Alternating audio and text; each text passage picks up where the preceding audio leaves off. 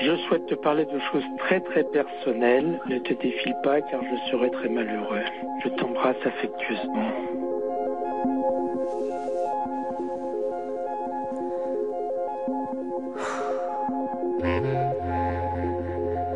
Et là, c'est là que je me suis dit, mais un jour ou l'autre, il va m'arriver malheur, quoi.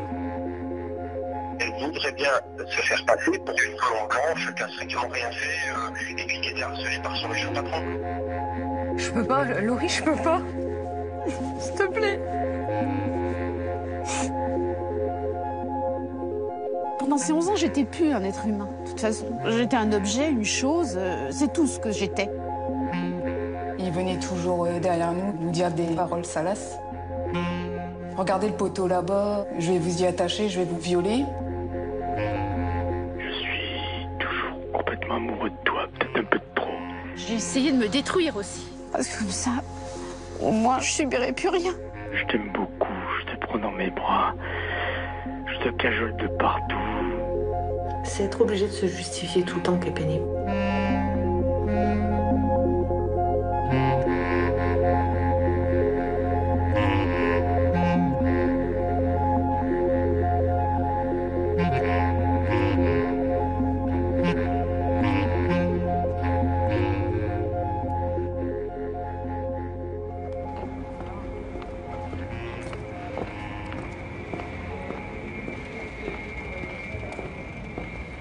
Elle s'appelle Christina. Depuis 8 ans, elle attend ce moment, rétablir son honneur face à son ancien directeur qu'elle accuse de harcèlement sexuel. Dans quelques instants, devant le tribunal correctionnel de Bobigny, elle va être confrontée à lui. J'espère que je vais pas me laisser aller. Non, non, t'as pas de raison. Parce que l'émotion, un truc, un mot, une phrase, une attitude. Parce que moi, il m'a dit, je te détruis. Détruis. Après, je me pose aussi la question, est-ce qu'au niveau du procureur, ils vont pas me poser des questions tendancieuses, tu vois, pour pas pour me piéger, mais pour qui vont me déstabiliser. Enfin, 5 ans d'attitude de ce type-là, de pression, Toi, t'es la plus forte, tu sais, dans cette histoire-là. J'arrive au bout, là. Oui, t'arrives au bout, mais là, je peux te dire tu sais que c'est la dernière. Là, c'est la fin, là. Je sature, là. C'est la dernière journée où il faut tenir. J'en peux plus, je suis épuisée. Je me rends compte. Hein. C'est la dernière journée, donc il faut tenir. Le juge ne va pas avoir la partie facile, car l'affaire d'aujourd'hui s'appuie sur des témoignages qui s'opposent, des expertises contradictoires et des preuves fragiles. Dans la salle ? Je sais pas. Je ne pense pas. Si. Il est où? En face de vous.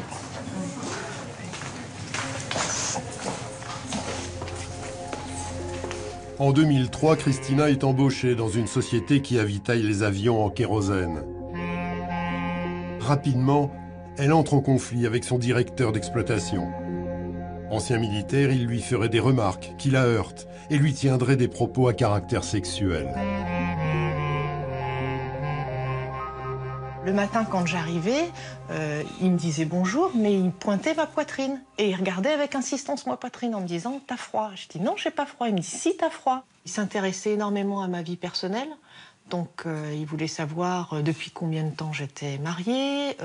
Quand je lui ai dit qu'à l'époque, ça faisait 15 ans, il me disait « mais t'as jamais trompé ton mari ?» Je dis « bah non, j'ai jamais trompé mon mari et j'ai pas envie de tromper mon mari. »« Ah, mais tu devrais essayer pour ton épanouissement personnel, ça te ferait beaucoup de bien.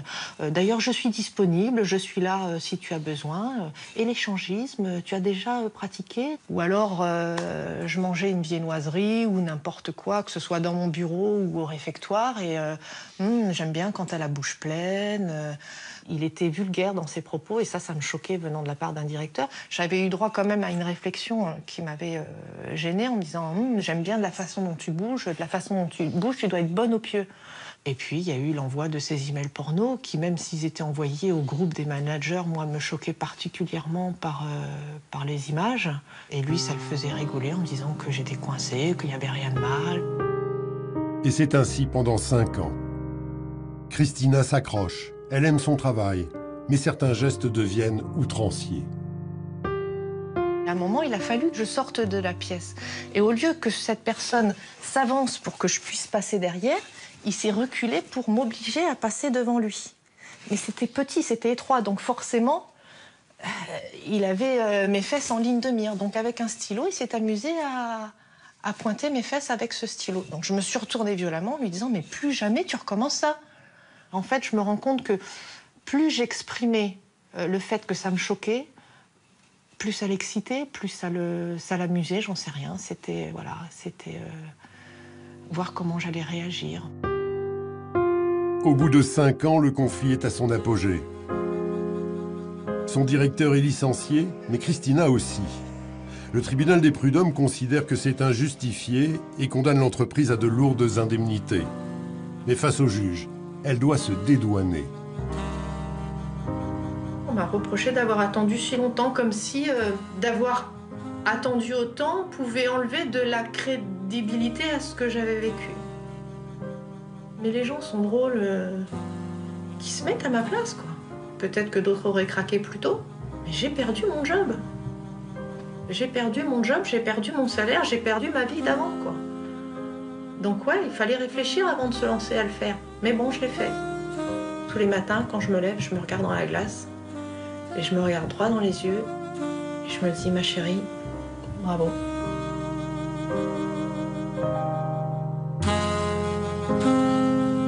Christina veut aujourd'hui que l'homme qui l'aurait harcelée soit condamné au pénal. Après 8 ans de procédure, elle se retrouve face à lui.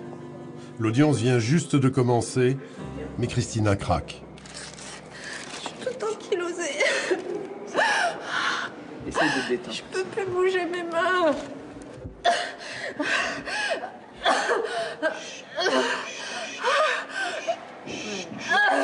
Détends-toi.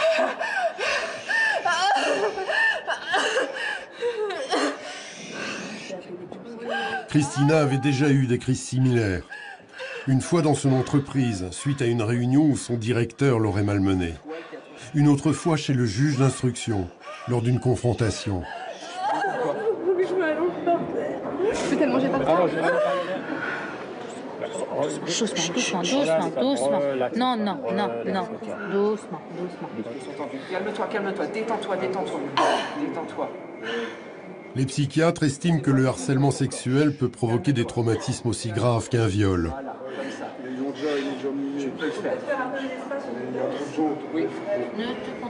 La crise de tétanie a duré une quinzaine de minutes. Mais après 8 ans de procédure, Christina ne veut pas que le procès soit reporté. Elle retourne dans la salle d'audience. Putain. C'est peine perdue. Les juges ont renvoyé l'affaire en décembre. Même s'il faut pas, j'ai honte, parce que j'aurais aimé tellement me contrôler, tellement. Je suis déçue, ouais, je suis déçue. Je suis en colère contre moi. Et en décembre, je sais pas ce que je vais faire, mais je vais tenir. Faut que je me débarrasse de ça. Et l'entendre rigoler à la sortie, là, ça a été pire que tout. Vraiment, ça me rappelle quand j'ai fait la crise au bureau et qu'il m'a dit « débarrassez-moi de ça ». Type, il n'a même pas un peu d'humanité, quoi. Mais c'est bien. De toute façon, je lâcherai pas. Même si c'est reporté 15 fois, je serai toujours là. Je m'en fous. En France, le cas de Christina est tristement banal. Le harcèlement sexuel reste un fléau dans l'entreprise ou dans la rue. Cette prise de conscience a été accentuée par Internet. De New York à Bruxelles, des femmes ont choisi de montrer ce qu'elles subissent lorsqu'elles se promènent dans la rue. Ces vidéos ont fait le tour du monde.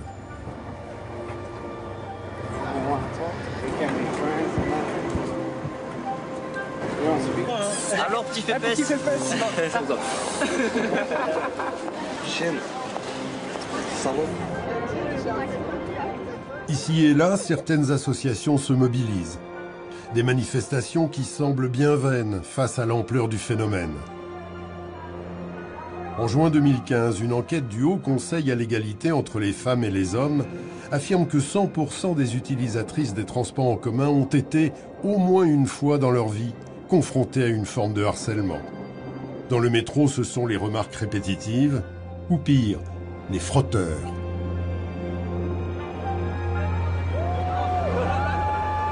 Bonjour, c'est une campagne contre le harcèlement dans les transports. Si vous avez des questions, n'hésitez pas. D'accord, merci. À Lille, l'association Stop Harcèlement de rue a érigé un mur de la honte. Des femmes, pour la grande majorité, y inscrivent les remarques salaces dont elles ont été victimes.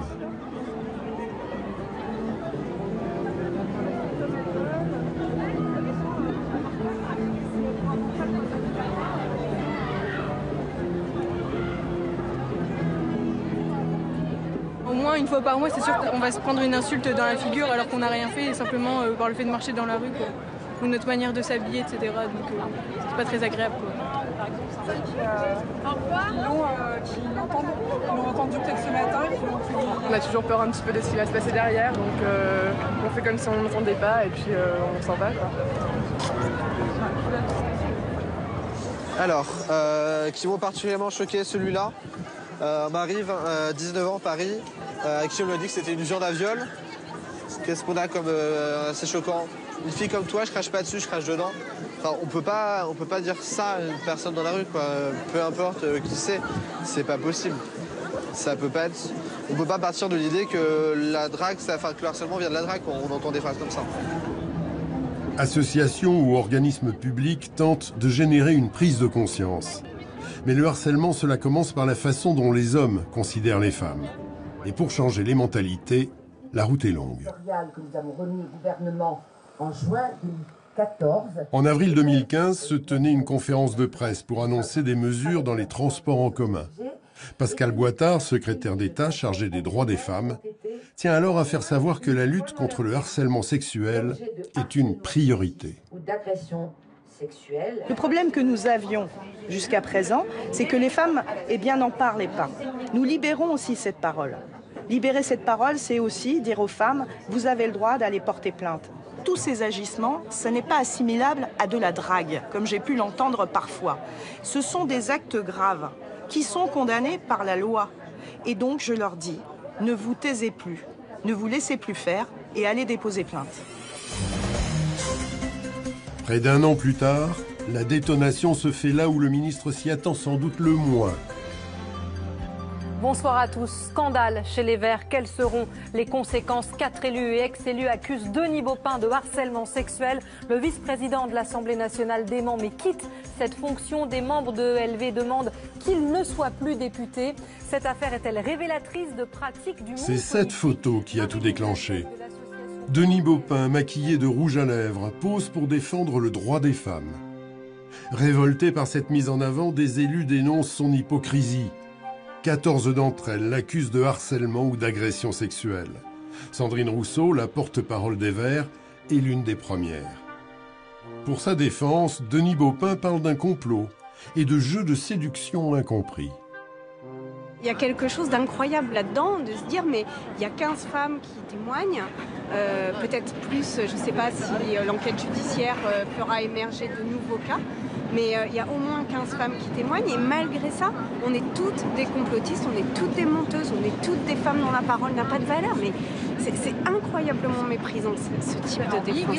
Ce qui moi me gêne dans ce qu'on vit actuellement, c'est que j'ai l'impression que c'est beaucoup une affaire de femmes. C'est-à-dire que les témoins sont des femmes, on interroge d'autres femmes, les femmes politiques témoignent de faits dont elles ont connaissance, etc. Par contre, la parole des hommes est quasi inexistante. Or, c'est un problème d'hommes. C'est un problème d'hommes et de femmes. C'est un problème de relation d'hommes et de femmes, d'égalité de la relation. Et c'est pas parce qu'il y a quelques harceleurs que les autres hommes doivent, par leur silence, couvrir ces personnes-là. Les femmes, elles, ne se résignent pas. Devant l'Assemblée, elles manifestent. Harceleurs à l'Assemblée, démission! Des militantes détournent même des tubes pour dénoncer le sexisme en politique. Dans toutes ces affaires, c'est la chatte qu'il préfère. Passive les gencives de ce mépris de soi. C'est la chaque dans toutes ses affaires. Hélène de Bost, l'une des victimes présumées, craint que ces mobilisations ne changent rien. Ce monsieur, pour l'instant, il est toujours député. Il a le droit de continuer à toucher son indemnité, à être représentant de l'État sans se présenter à l'Assemblée, de ne jamais avoir à se justifier de rien, alors qu'on a toutes passé des heures et des heures à mettre nos tripes sur la table pour expliquer pourquoi on avait vécu ça et pourquoi on voulait plus. Et en fait, avant, c'était le féminisme, c'était un principe, c'était pas... Et Dieu sait que j'avais vécu des choses compliquées avant. Mais là, c'est plus possible. On se rend compte, et en tant que femme politique, c'est insupportable, qu'il n'y a pas d'égalité de traitement entre les femmes et les hommes dans notre société, qu'une femme, pour être en sécurité, faudrait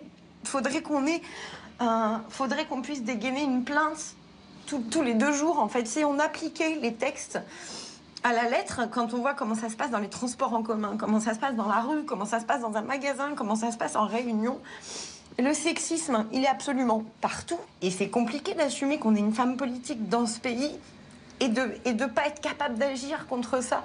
Parce qu'on nous dit qu'en gros, cet homme, il va rien lui arriver, qu'il y a 14 femmes qui ont le courage d'aller déposer auprès de la police et qu'il se passera rien.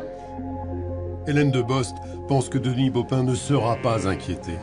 D'autant que la plupart des témoignages ne sont pas recevables. La prescription est de 3 ans seulement pour le harcèlement sexuel. Alors, une autre victime présumée de Denis Baupin, la députée Isabelle Attard, a choisi de dénoncer les abus des députés par une autre forme de combat, l'opprobre public. Oui, merci Madame la Présidente, chers collègues. Ma question s'adresse donc à Jean-Michel Bellay, ministre de l'Aménagement du Territoire, de la Ruralité et des Collectivités Territoriales. Le Président de la République a dit vouloir un gouvernement exemplaire et que, je cite, la lutte contre les violences faites aux femmes est une exigence. Et pourtant, le 11 février 2002, Monsieur le Ministre, vous étiez encore sénateur du Tarn-et-Garonne quand votre collaboratrice parlementaire a porté plainte contre vous à la gendarmerie de Toulouse. Voici ce qu'elle a déclaré. Elle était à votre domicile lorsque vous l'avez frappée au visage à plusieurs reprises, Monsieur le Ministre.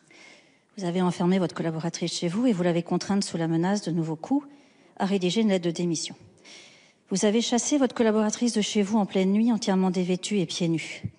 Ces faits ont été rapportés le 10 mars 2016 par les journalistes Marie Kirchen et David Perrotin. Nous avons un groupe écolo... Au sujet de l'article 8 bis, s'il vous plaît. Coupez le micro, je parlerai sans micro, c'est pas grave du tout. Nous allons en rester là puisque le sujet de l'article 8... Monsieur le ministre. Je veux quand même lui rappeler qu'on peut tout romancer, mais qu'il y a eu une instruction judiciaire dans cette affaire et qu'elle a été classée sans suite, ce qui, vous l'imaginez, prouve que les choses ne se sont pas passées comme vous le racontez, parce que le procureur de la République n'aurait jamais classé sans suite si les choses étaient telles que vous le dites. Un dossier classé sans suite. C'est ce que connaissent la grande majorité de celles qui dénoncent leur agresseur. Cela a été le cas pour Laurie, 27 ans, et Gwenaëlle, 25 ans. En décembre 2012, elles sont toutes deux embauchées par Cartouche Club, une PME qui vend des cartouches d'imprimante à Amiens. Le patron dirige l'entreprise d'une main de fer avec sa femme. Tous deux pratiqueraient le harcèlement moral. Et quand elle n'est pas là, lui passerait au harcèlement sexuel. Les 2 filles ont craqué au bout de 9 mois.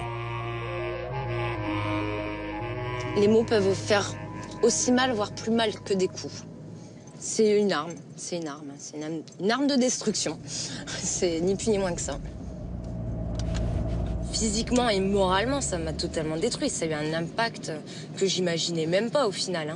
Chaque fois que je sortais, pour le peu que je sortais, parce que c'est vrai que je sortais plus énormément, mais le peu que je sortais, j'avais mal au ventre, j'étais pas bien, quoi. De peur de croiser lui, sa femme, ou les employés de là-bas, Et ça, c'est vrai que j'ai perdu quand même de ma joie de vivre depuis tout ça.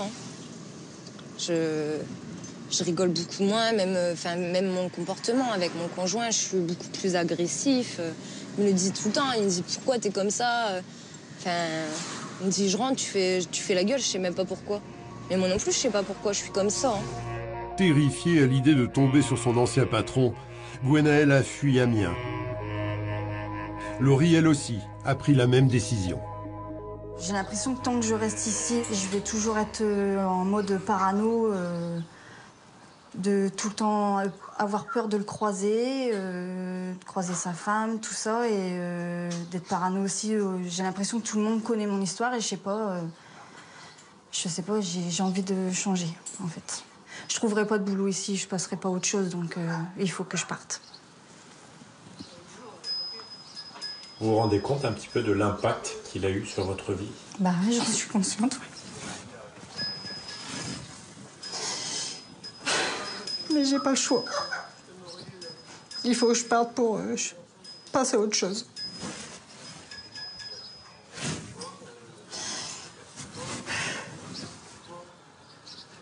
Ça me fait chier parce que je laisse ma famille, mais c'est pour mon bien aussi. Qu'est-ce qui a pu provoquer un tel traumatisme? Laurie, fragilisée et apeurée. Gwenaëlle, pourtant femme de caractère, effondrée. Olivier Roussel, leur ancien patron, semble plutôt estimé dans la région. Il a d'ailleurs été interviewé au 13h de TF1 à l'occasion d'un reportage sur les contrats aidés. Mais une fois les portes closes, il ne serait plus le même. Pour Gwenaëlle et Laurie, le harcèlement aurait débuté dès les premières semaines. Il a commencé par me faire des compliments et après il a fait ces blagues là, avec la fameuse blague avec la culotte. Après il y avait aussi la blague avec l'éléphant là. Enfin par rapport à la taille de son sexe. Il vous regarde avec un regard de pervers en se frottant les parties intimes. Enfin, c'est humiliant, sincèrement, c'est humiliant. Vous le voyez faire, vous détournez le regard. Enfin, j'ai eu un moment d'humiliation. J'ai eu l'impression qu'il me prenait pour une pute quoi. Et je suis descendue dans les escaliers et c'est là que je me suis dit, mais je suis où, quoi? C'est un truc de fou. Et j'en ai parlé à ma collègue et elle m'a dit, surtout, fais attention parce qu'il commence très fort avec toi, donc fais attention à tes arrières. Et c'est là que j'ai commencé à paniquer et que j'allais au travail avec la boule au ventre, tous les matins. Donc voilà, puis après, c'est les fameux qui me prend les mains, il me fait un bisou avec sa bouche, là, répugnant. Qui me demande de quitter mon mari pour lui, d'aller en voyage avec lui, de me prendre sur son bureau. Le fameux bisou aussi qui m'a vachement traumatisée, c'est le fameux bisou pour me dire au revoir dans le cou alors qu'il était derrière moi et moi j'étais tranquillement en train de travailler sur l'ordinateur. Et quand il m'a fait ce fameux bisou, j'ai pété un câble, j'ai dit mais vous êtes fou et il m'a dit vous savez pas rire, vous êtes méchante. J'ai dit non mais il est complètement cinglé quoi. La chose qui m'a le plus choquée, où il m'a demandé si je voulais me faire sodomiser sur son bureau tout neuf, quoi. Et là j'ai regardé, je me suis dit, mais vous êtes fous. Il m'a donné des bonnes horaires, il m'a donné un bon salaire, il m'a donné une perspective d'évolution. Mais bon, ce qu'il n'avait pas dit à mon embauche, c'est que l'évolution, il fallait coucher pour l'avoir. Donc forcément, j'ai jamais évolué. Et puis au final, on se retrouve sans boulot et retour à la case départ.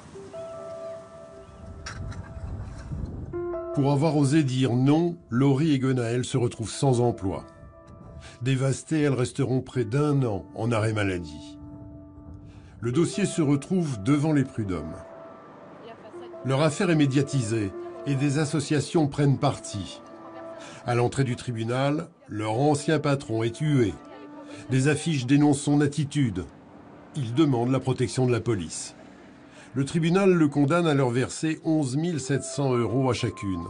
Mais les prud'hommes ne peuvent pas sanctionner le délit de harcèlement sexuel.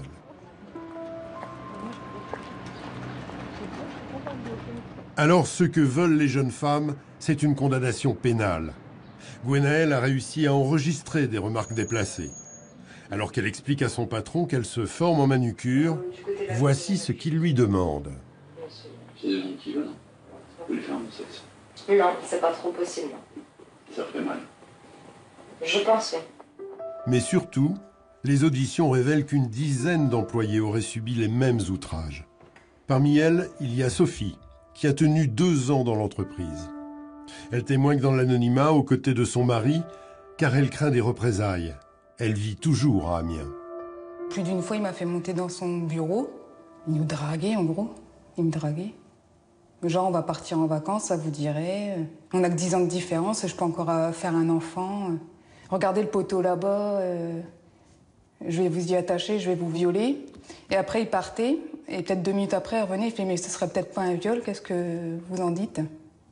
Et une fois aussi, il a dit qu'il était parce qu'il y avait que des femmes employées, il a dit qu'il était le coq de la basse-cour. Que c'était son harem. Et ça, il le criait dans l'entrepôt.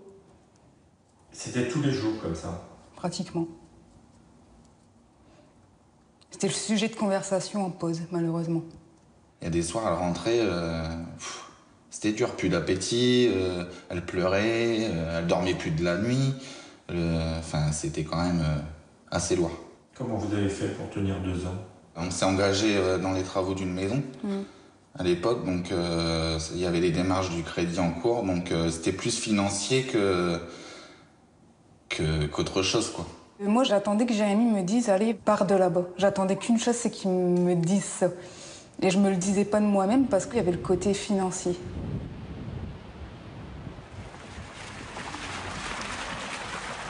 Malgré le nombre de témoignages, le procureur d'Amiens classe l'affaire sans suite. Pour Laurie et Gwenaël, c'est un coup de poignard.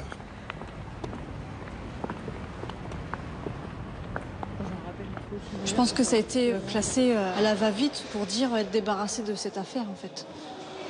Une fois, il m'avait proposé de mettre son sexe sur mon bureau. Et je lui ai dit non. Enfin, voilà, avec un mouvement de recul, non, arrêtez et tout. Et il y a le policier qui m'a dit, mais madame, fallait dire oui et prendre en photo. Et là, vous vous dites, mais enfin, vous pensez déjà de une, que j'ai envie de voir son sexe, de deux, qu'il va se laisser prendre en photo. Enfin, en gros, faut quoi? C'est ça, faut quoi? En fait, oui, il faut se faire violer pour dire passer en justice pour que ça soit, pour que les gens soient punis. Je l'ai entendu, hein. Ce n'est que des mots.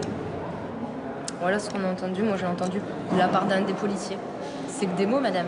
Après, dans ces cas-là, oui, ça n'a pas faire partie du code pénal, le harcèlement sexuel. Enfin, c'est quelque chose qui est très discuté. On en entend plus parler maintenant, beaucoup moins avant. Mais j'ai l'impression qu'en tant que femme, on n'est pas entendu là-dessus. C'est... je sais pas.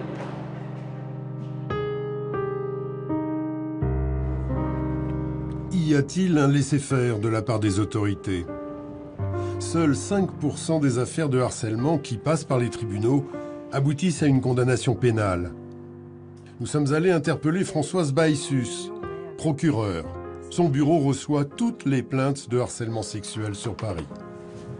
Est-ce que vous n'avez pas l'impression que vous classez trop souvent quand il s'agit de harcèlement sexuel? L'impression, le fait est que oui, on classe pas mal de plaintes parce que l'idéal serait effectivement que toute plainte puisse être discutée pendant des heures devant un tribunal, mais ça, on peut pas. On peut pas, on n'a pas la possibilité matérielle de pouvoir le faire. Donc effectivement, on doit faire un choix. Alors, est-ce qu'on classe trop? C'est pas qu'on classe trop, c'est que parce que précisément c'est une infraction difficile à prouver, par définition, elle va être difficile à poursuivre. C'est mathématique. Que risque un auteur de harcèlement sexuel? Je vérifie, mais je crois que c'est 3 ans. Plus de 5 ans.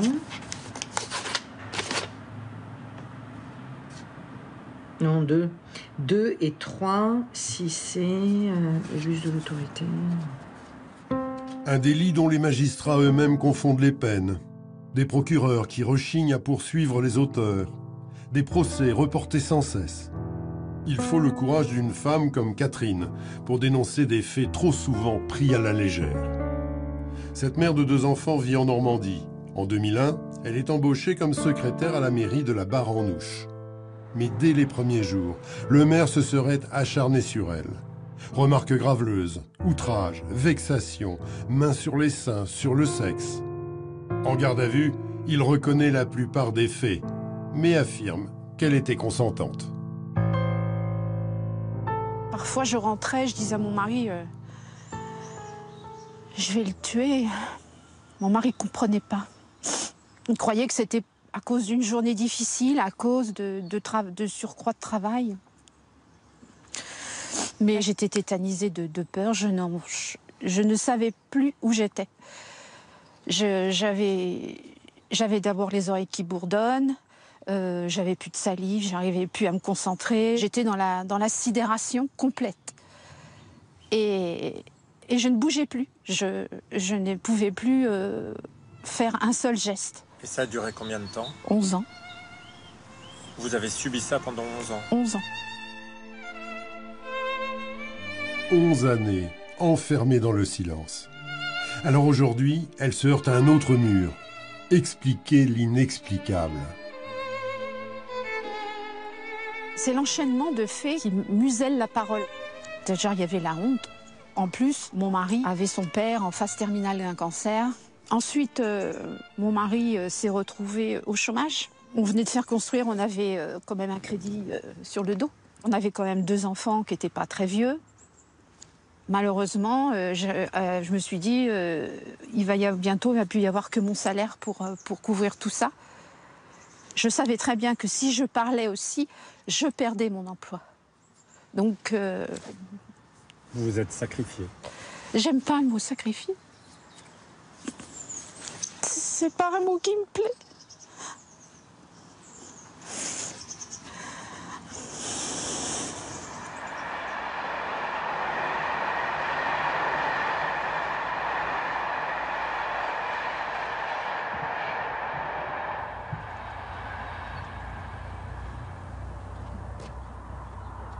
Aujourd'hui, quand je réfléchis à tous les signes de détresse qu'elle m'a donnés, je les ai eus, Elle a passé de 55 kilos à 110, 120 kilos. Je veux dire que c'était de passer de la plus manger jusqu'à la boulimie. C'était des signaux, elle l'a fait sur la nourriture, elle l'a fait sur sa santé, que ça allait plus. La nuit, on se relevait, il fallait aller à l'hôpital, fallait... Non, mais c'est... Encore aujourd'hui, je culpabilise. Encore aujourd'hui. Mais... par rapport à ce qu'elle a souffert, faut que je me taise. Voilà, j'ai pas le droit. J'ai pas le droit. Donc, on vit à... Peut-être 2 jours, ça va aller. Il y a 2 jours, j'ai presque pas dormi. Bah, c'est comme ça. Là, on peut pas... Faut qu'elle se reconstruise, il faut que je puisse me reconstruire aussi. Je veux dire que ça passe par elle, tout passe par elle. Et elle, inversement, une fois, elle me dit, si toi t'es mal, comment veux-tu que je me reconstruise?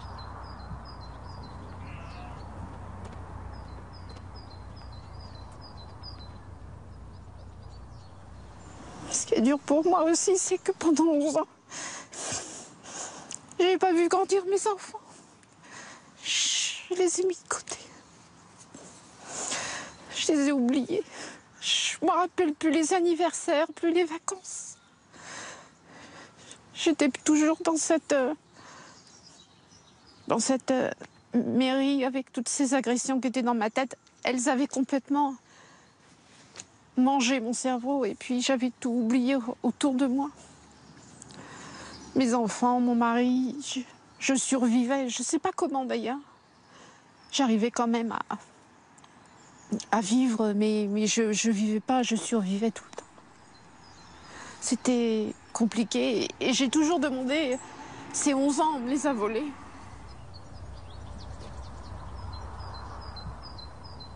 Catherine prend son poste en 2001. 5 ans plus tard, en 2006, le maire engage son fils, Kevin. Enfermée dans ses secrets, elle ne réussit pas à s'y opposer et Kevin devient une arme de chantage.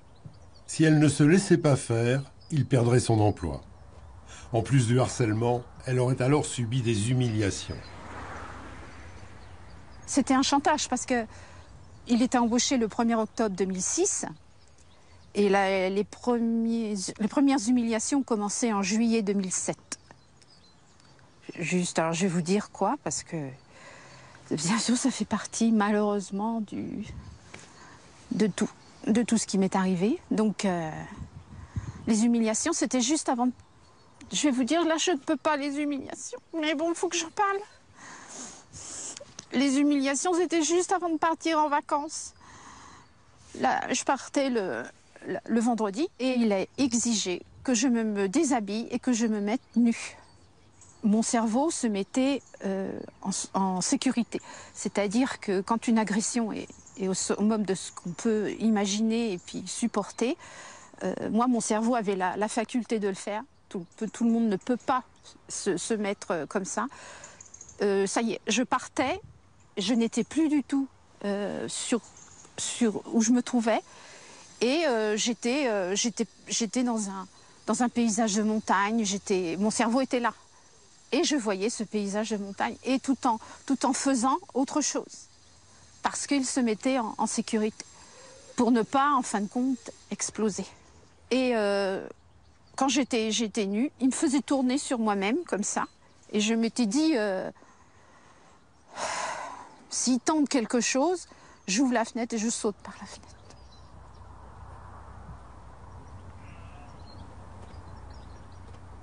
Je voyais ma mère rentrer le midi dans le même état, je me disais que c'était pareil que moi, quoi, du harcèlement moral, quoi. Donc je n'allais pas chercher plus loin, je me suis dit que non, c'était pas possible. Donc du coup, la toile était bien tissée de manière à que personne parle, quoi. C'est ça qui est pas facile à vivre. C'est-à-dire d'avoir finalement servi pour faire ses saloperies, quoi.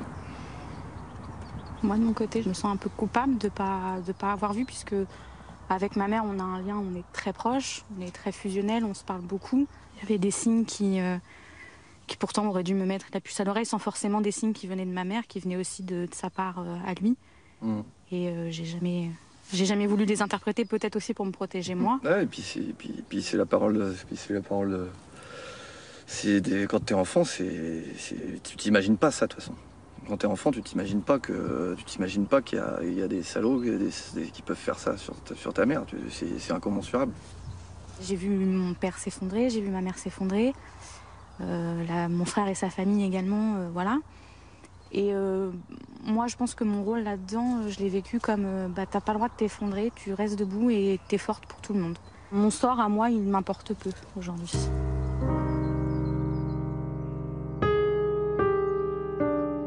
En 2012, Catherine avoue finalement à Christian, son mari, son quotidien au travail. Elle n'a pas la force de parler. Elle écrit donc une lettre sur 5 pages. Tout y est. Ça a été un tremblement de terre pour votre couple, non? Oui, puis la terre tremble toujours. Elle tremble toujours. Mais comme on est solides, on se tient tous les deux, mais... On se maintient tous les deux. Oui, voilà. Les séquelles post-traumatiques sont énormes. Il y a ce qu'elle a vécu qui est énorme, là, pendant ces 11 ans, là, qui est dramatique. Elle a croyé que ça s'arrêterait le jour où c'est fini. En juin 2012, elle s'est dit, là, ça y est, c'est fini, on va reprendre une vie normale. Mais non. Non, là, c'est pas du tout ça. C'est quelqu'un qui a perdu une jambe à un accident, il a eu une alvéation, il a perdu une jambe, il vit avec. Et elle savait qu'en me parlant, elle a perdu les 2 jambes avec... et en me parlant, m'informant, elle savait qu'elle allait m'en couper une, mais qu'on allait vivre avec. Voilà. Ou pas, d'ailleurs. Ou pas. Pour moi, j'avais dans la tête qu'il allait me quitter, de toute façon. Pour moi, c'était pas possible autrement. C'est pour ça aussi que la parole ne pouvait pas se faire, parce que moi, mon mari me quitte, mais c'était le monde qui s'écroulait. Les séquelles, personne les imagine. On dit, voilà, il faut qu'elle passe à autre chose. Ça, c'est toujours facile de dire passer à autre chose. On met des barrières après. On prend de la distance avec tout le monde. Et puis en prenant de la distance, on s'isole. Qu'est-ce qui nous est arrivé? Faut essayer de guérir. Il faut essayer de guérir avec ce qu'on a. Quitte à prendre des antibiotiques tous les jours, mais on va essayer de se soigner pour améliorer la vie jusqu'à la fin. En sachant qu'on sera toujours plus ou moins malade. Depuis qu'elle a dénoncé les faits en 2012, le tribunal administratif a reconnu Catherine en maladie professionnelle, imputable au service.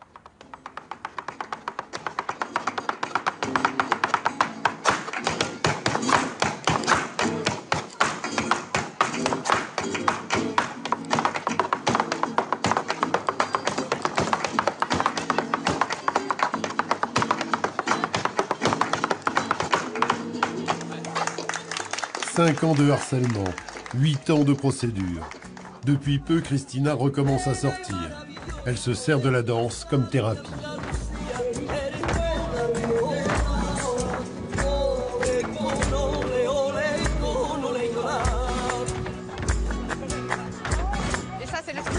S'autoriser à sourire ainsi, c'est un peu nouveau pour Christina.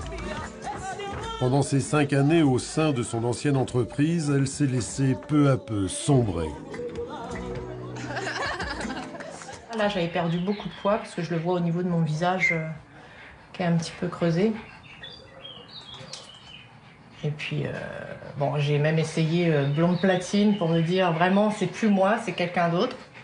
Bon, toujours ces gros pulls à col roulé et qui me protégeaient bien et voilà. Je suis affreuse. Je supporte pas de me voir sur ces photos. Je supportais plus le regard des hommes sur moi. Et je me suis dit qu'en me coupant les cheveux et en me faisant très très moche, peut-être qu'on me ficherait la paix, qu'on arrêterait de me regarder. Parce que je me suis dit que peut-être c'était à cause de moi. Donc je me suis dit que si je devenais transparente, peut-être que je serais tranquille. En fait, c'était ça le terme, c'était être transparente.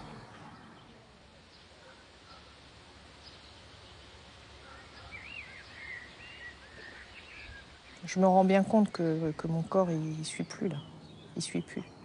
Je suis courbaturée de partout, je pense que je me connais, je sais comment je suis. Je serre les dents, je serre les muscles, en me disant ça va y aller, tu vas y arriver. Forcément, après, ton corps, au bout d'un moment, il est ankylosé. Hein. J'arrive pas à me relâcher, en fait. Je suis tout le temps sous tension. Tout le temps, tout le temps.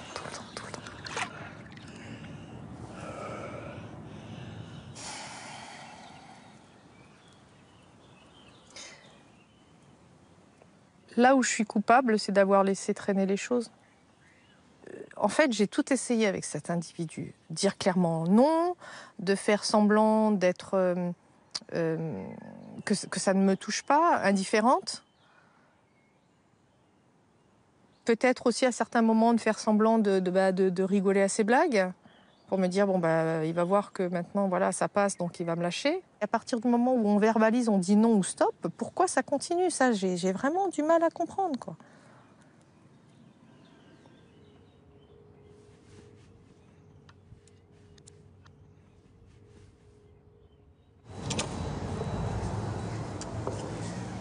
La justice n'a pas vraiment aidé Christina, ni les autres d'ailleurs. Si devant les prud'hommes, elle a eu gain de cause, au pénal, comme si souvent, le procureur a classé le dossier sans suite. Puis il a finalement changé d'avis, sans que personne ne sache pourquoi. Cette indécision des juges révolte Maître Ignace, son avocate, et Marilyn Baldec, directrice de l'AVFT, la seule association spécialisée sur le harcèlement sexuel au travail. Il n'y en a pas de problème de preuve dans ce dossier. Et pourtant, on a un classement sans suite, qui pour moi est un classement sans suite d'opportunité, et qui a obligé la victime à faire une plainte avec constitution de partie civile, donc à payer une consignation, puisque les plaintes avec constitution de partie civile leur coûtent de l'argent. Elle est l'exemple typique d'un dossier où il y a de la preuve et pourtant on a considéré qu'il n'y en avait pas assez encore. Le parquet change d'avis puisqu'il a d'abord classé sans suite et en cours d'instruction, mais parce que vraiment, en gros on lui a un peu sonné les cloches quoi. En cours d'instruction, il se dit bah oui c'est vrai j'avais classé sans suite, mais après tout là je décide de requérir le renvoi devant le tribunal correctionnel. Donc c'est aussi la démonstration de la versatilité du parquet. Là, sur la base des mêmes éléments, on a un classement sans suite où on a un renvoi devant le tribunal correctionnel, quoi. On a tiré au sort. Il n'y a rien qui encourage réellement les victimes à se saisir de leurs droits. Si j'avais pas été soutenue dans ma famille et par l'association, je pense que ça fait longtemps que j'aurais laissé tomber. Parce qu'il y a un moment donné... on sature, quoi. On sature. Christina a non seulement perdu son emploi, mais son couple n'a pas résisté. Et elle doit vendre sa maison. À Amiens, Laurie et Gwenaëlle sont elles aussi pleines de ressentiment. Elles estiment qu'on a mis en doute leurs paroles.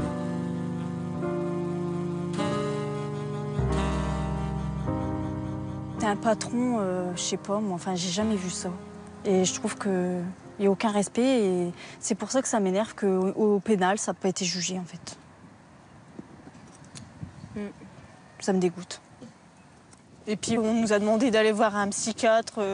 Ça m'a perturbée aussi parce que c'est pas nous les malades. Et lui, il a juste eu une expertise comme nous, on est passé aussi, mais nous, on a dû aller à côté devant un psychiatre et je trouve ça dégueulasse. Parce que c'est pas moi la malade, hein. C'est pas moi, j'ai pas à me faire soigner, quoi.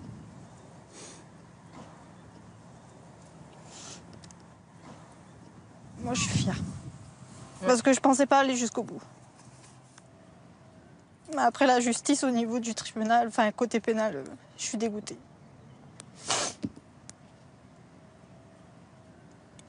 Je suis fière aussi de mon copain parce qu'il m'a quand même soutenue. À cause de cette histoire, on s'est quand même séparés. Enfin, c'est moi qui a pété un câble. Donc je suis partie du jour au lendemain. J'ai voulu passer à autre chose. J'ai tout lâché juste pour un gros connard. Mais je suis fière. Leur résistance, les jeunes femmes l'ont payé cher. 2 ans après avoir quitté l'entreprise, le traumatisme est toujours là. Dans la voiture, Gwenaëlle défie Laurie de se rendre devant les bureaux où elle travaillait. Laurie, t'es capable d'y aller? De quoi? Machin au sel. On va faire juste un tour. Faire juste un tour. Vas-y.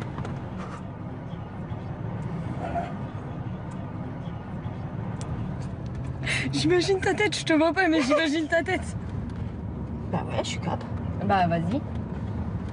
Pourquoi je me mets là? Elle fait sa maligne. C'est pas là. Putain. Elle m'énerve. Regarde, elle est déjà déboussolée, puis elle fait sa maligne. Comme dans un manège. Ouais. Malaise. Rien que de voir la voiture, déjà, ça va plus aller. Bah, je fais demi-tour et puis c'est tout. Ah, voilà. Je me disais bien. Bah, je fais demi-tour, hein. Voilà. Je compte pas me garer sur son parking et puis klaxonner et lui faire coucou.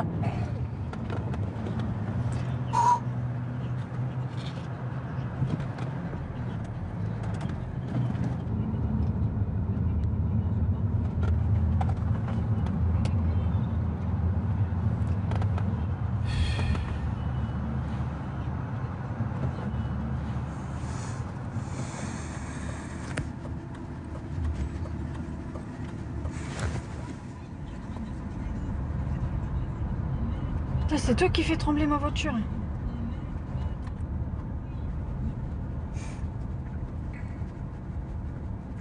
Je peux pas, Laurie, je peux pas. S'il te plaît.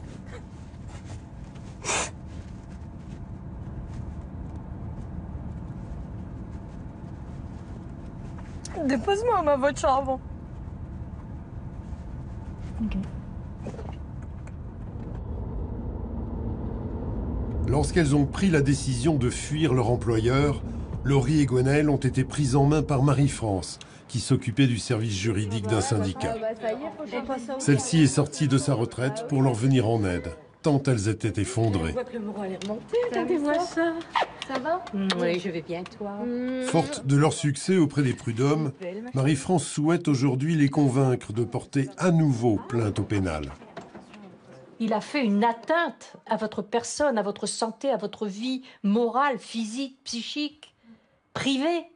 On n'a pas le droit de le laisser impuni pour ces choses-là. Et c'est pour ça que c'est vrai qu'il faut que vous alliez en pénal. Vous avez un premier jugement favorable. Il faut continuer, il ne faut rien lâcher.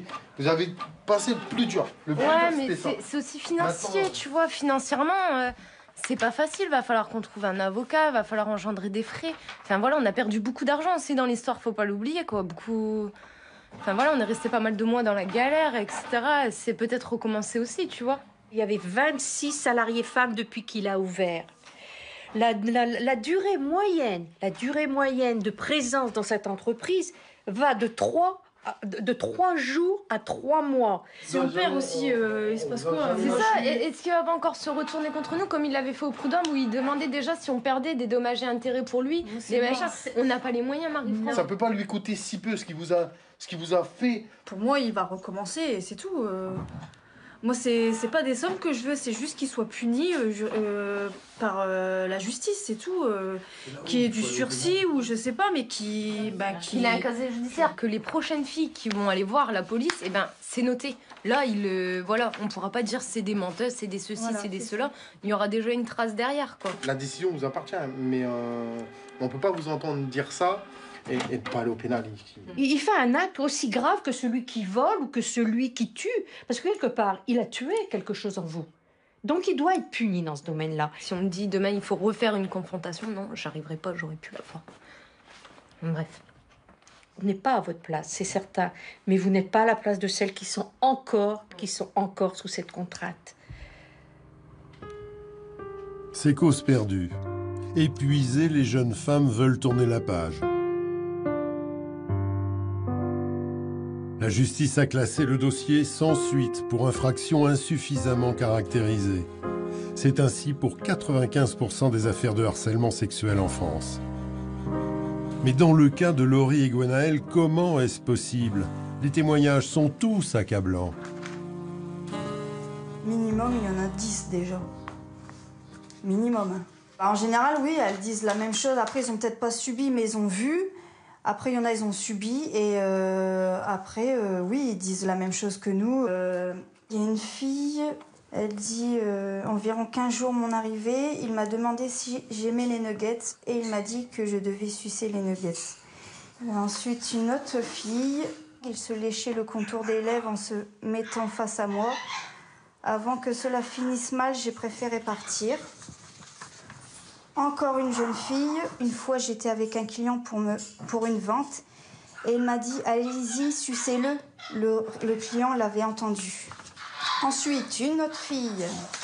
« J'ai envie de vous prendre sur la table, je m'imagine bien allongée sur le bureau, vous prenant avec une troisième personne ». C'est toujours la même chose, quoi. Nous avons pris contact avec le procureur d'Amiens pour savoir ce qui a motivé sa décision. Après plusieurs relances, voici ce qu'il nous répond. L'affaire n'est plus classée sans suite, il y aura bien des poursuites. Le procureur aurait donc changé d'avis, sans que les deux femmes ne le sachent. Nous n'aurons aucune explication, mais la présence de notre caméra aurait-elle réveillé le tribunal? Un constat qui montre à quel point le harcèlement sexuel est pris à la légère. Dans son combat, Catherine est épaulée par Marilyn Baldec, la directrice de l'AVFT. Le procès a lieu dans quelques jours.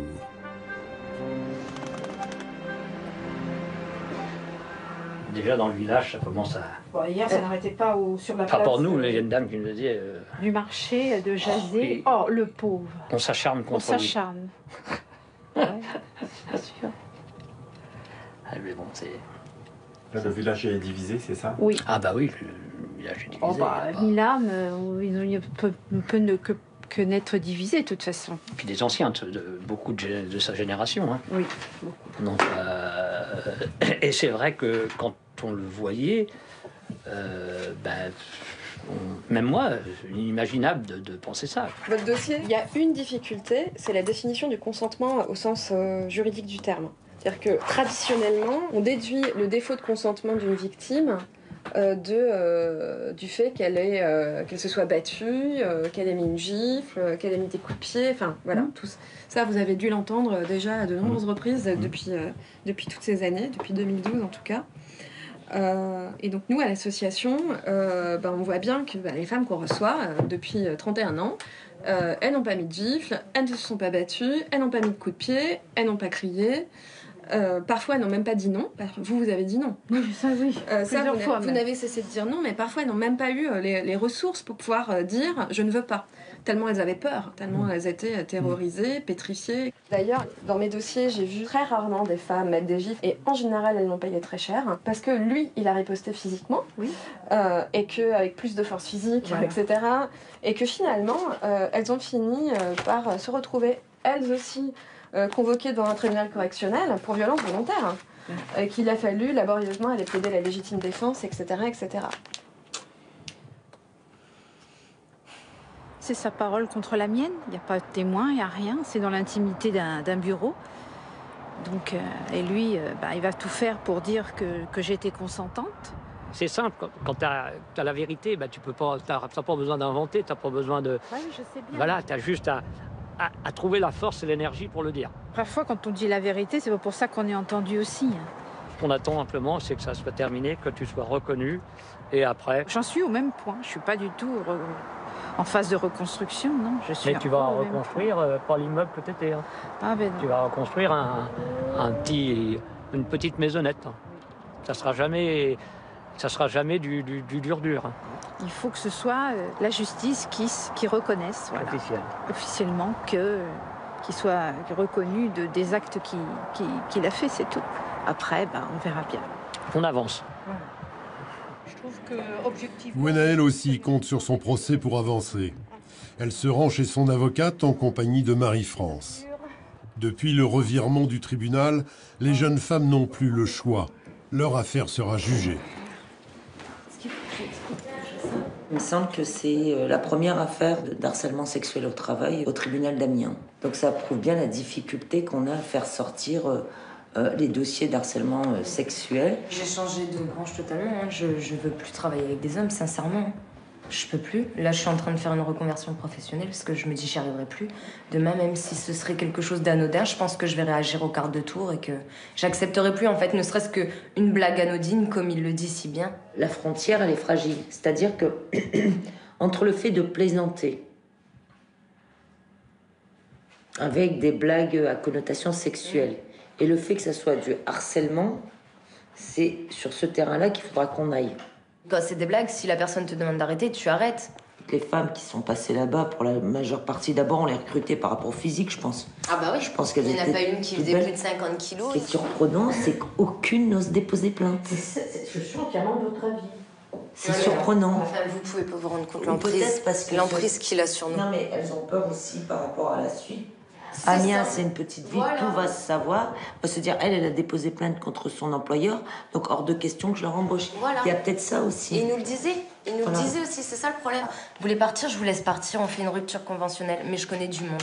Des chômeurs, moi j'en ai plein qui vont taper à la porte. Vous, par contre, vous retrouverez pas de boulot. Moi, c'est l'homme abject pour moi, parce que je suis un homme, je suis le patron. T'es qu'une salariée, je te paye, je fais ce que je veux. Face à lui, moi je peux pas. J'arrive pas, il ment, il me regarde, il ment, et je vois sa tête qui me ment et j'arrive pas à me garder mon sang-froid face à lui. Attendez-vous à ce qu'il soit arrogant, à ce que vous soyez sali. Mais comment il peut nous salir? Enfin, je veux dire, c'est pas possible. Est-ce que vous avez lu ce qu'il dit? C'est parce que vous voulez de l'argent et puis voilà, ça va être... De ses sous, j'en veux même pas moi de ses sous. Je veux juste qu'il ait un casier judiciaire pour pas que les prochaines, s'il recommence malheureusement, qu'elles aient à faire tout ce qu'on a fait. Qu'importe la sanction. Oui, c'est ça. Je veux dire, il en aura une, mais qu'on dise, vous n'avez pas menti.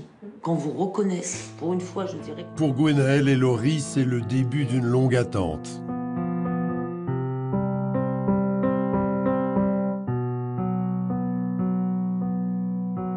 Christina, elle, appréhende un procès difficile. Pour la préparer, sa meilleure amie prend le rôle du procureur. Cette réunion s'est tenue juste après mon retour de mon premier arrêt pour maladie. À partir de quel moment vous avez remarqué, selon vous, des gestes déplacés? Il s'est amusé à me pointer les fesses avec le stylo qu'il avait en main. Et ça m'a choquée. Je me suis retrouvée... Quand vous dites pointer, ça veut dire quoi? Vous avez senti le stylo? Oui, je l'ai senti, puisque je me suis retournée violemment en disant plus jamais tu recommences ça. Vous étiez en robe à ce moment-là? Non, j'étais en pantalon. Pantalon moulant? En pantalon. Moulant, pas moulant, c'est pas la question. Si c'était la question, là, justement, vous voyez. Vous êtes bien émotive, hein, malgré tout, non? Je suis ce que je suis et je suis là pour travailler, donc pas pour me faire planter des stylos dans les fesses. Moi, je ne comprends pas pourquoi vous avez supporté donc cette situation aussi longtemps. Vous n'avez jamais participé à des soirées avec lui? Quelle différence pour vous y a-t-il entre la séduction et le harcèlement? Endurer ces gestes d'harcèlement. Chambre à coucher aussi, vous l'avez invité dans votre chambre à coucher? Est-ce que les témoins ont assisté aux paroles et aux gestes déplacés?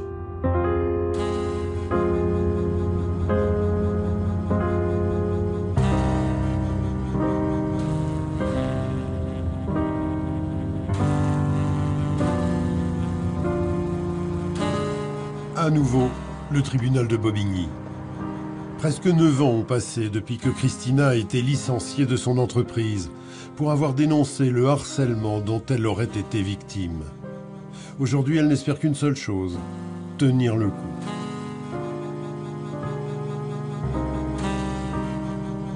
« 6 heures d'audience, il est plus de minuit. Christina n'a été ménagée ni par le procureur, ni par la partie adverse.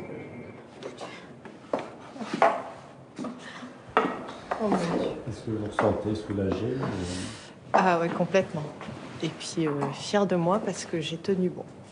Donc c'était long, ils m'ont pas épargné, mais vraiment pas. Je m'attendais pas à être charcutée comme ça, mais je pense que j'ai réussi à répondre le plus sincèrement possible sur tout ce que j'avais ressenti et j'ai été contente de pouvoir m'exprimer au final. Ça m'a fait du bien.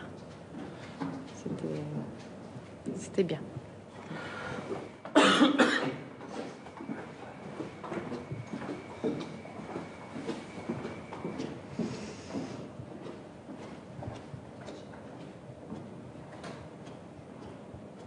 Beaucoup moins impressionnée par le personnage.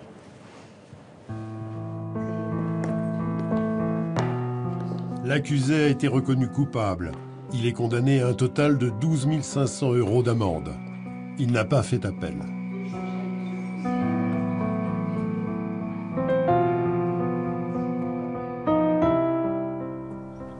Catherine a mis 11 ans avant de porter plainte. En 2012, Michel Courvalet, l'ex-maire de la Barre-en-Ouche, est condamné pour détournement de fonds publics. Il utilise l'argent de la commune à des fins personnelles. Dans le village, l'affaire fait grand bruit. Pour Catherine, ce sera le déclencheur. Et aujourd'hui, le maire déchu passe devant le tribunal d'Évreux pour harcèlement et agression sexuelle présumée. La seule chose qu'on attend, c'est qu'il soit coupable. Après, il ne peut pas réparer, il n'y a rien, c'est pas réparable. Nos avocats nous disent, si vous demandez 10 000 €, on vous donnera 5. Si vous demandez 20 000, on peut peut-être vous en donner 10.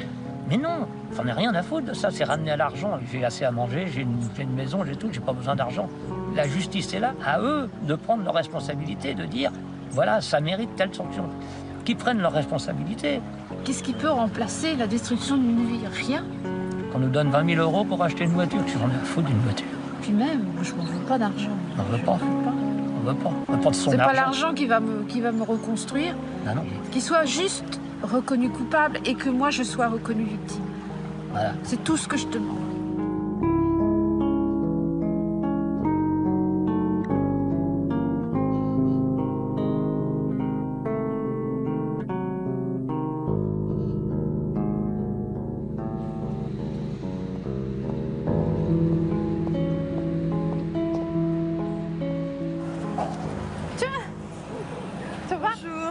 Comment allez-vous? Ça va, ça va. Ouais?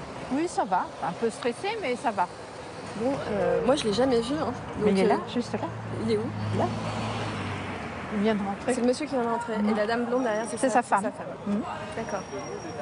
Il y a une petite appréhension, mais bon, il y a vraiment très peu. C'est surtout l'affronter qui m'est important pour moi. C'est important pour moi. 4 ans d'attente. Un procès renvoyé 3 fois. La justice, une fois encore, n'a pas brillé. Le tribunal refuse que notre caméra pénètre dans la salle des pas perdus.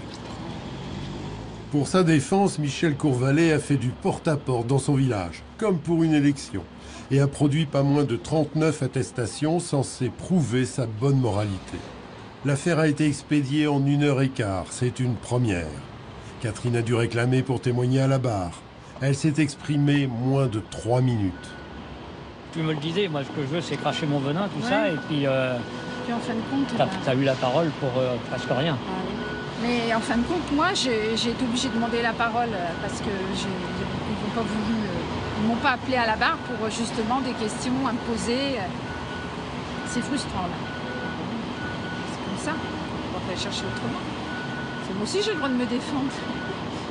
Il n'y a pas que lui qui doit se défendre. Moi aussi, j'ai le droit de parler. Non, mais je sais pas. Je suis mitigée. Bien qu'il ait reconnu la plupart des faits, Michel Courvalet a été acquitté, par manque de preuves. Dévastée mais combative, Catherine et le ministère public ont tous deux fait appel.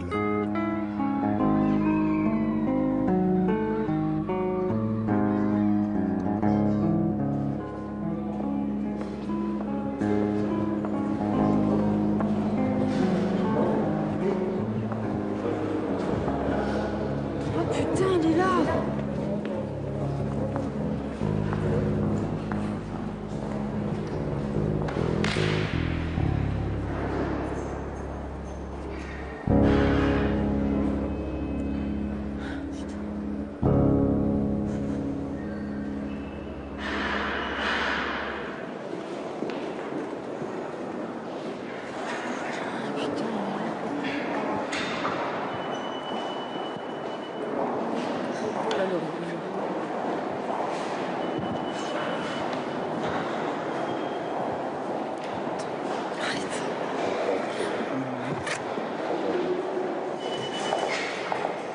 C'est lui, je parie. Ouais, c'est vrai qu'il est encore... Il a des restes. Puis elle, c'est sa femme. Oui, j'ai reconnu. J'ai compris.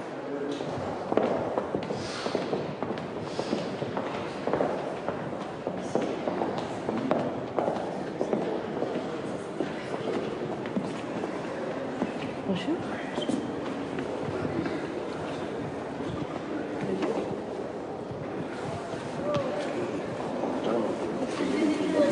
Si durant tu me donnes raison. Bien. Bon, viens, tu vas te mettre devant. Non, je veux pas. Non, mais c'est bon. Tu vas te mettre devant ensuite.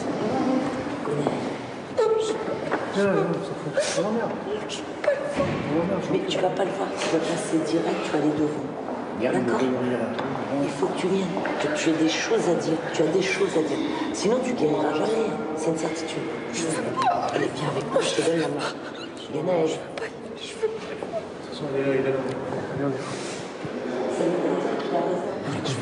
Donne-moi, je t'emmène jusque devant. D'accord.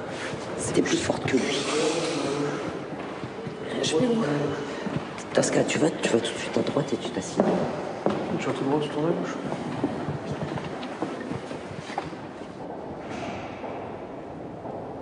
Devant la cour, Olivier Roussel contestera les 10 témoignages qui l'accablent et traitera Laurie et Gwenaëlle de menteuses.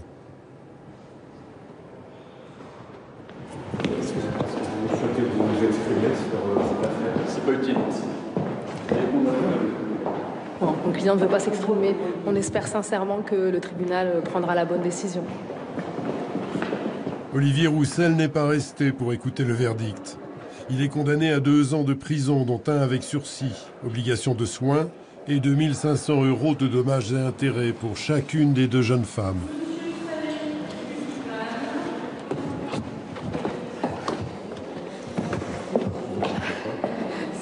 C'est bien, c'est trop bien. Oh putain. Je réalise pas.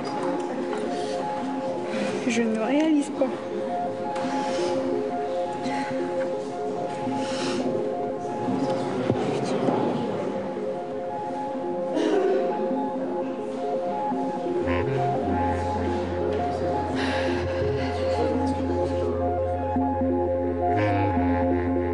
Quatre ans de combat pour les 2 jeunes filles. Mais celui-ci n'est pas terminé. Olivier Roussel a fait appel de sa condamnation. Mais leur ténacité sera sans doute récompensée en incitant d'autres femmes à témoigner.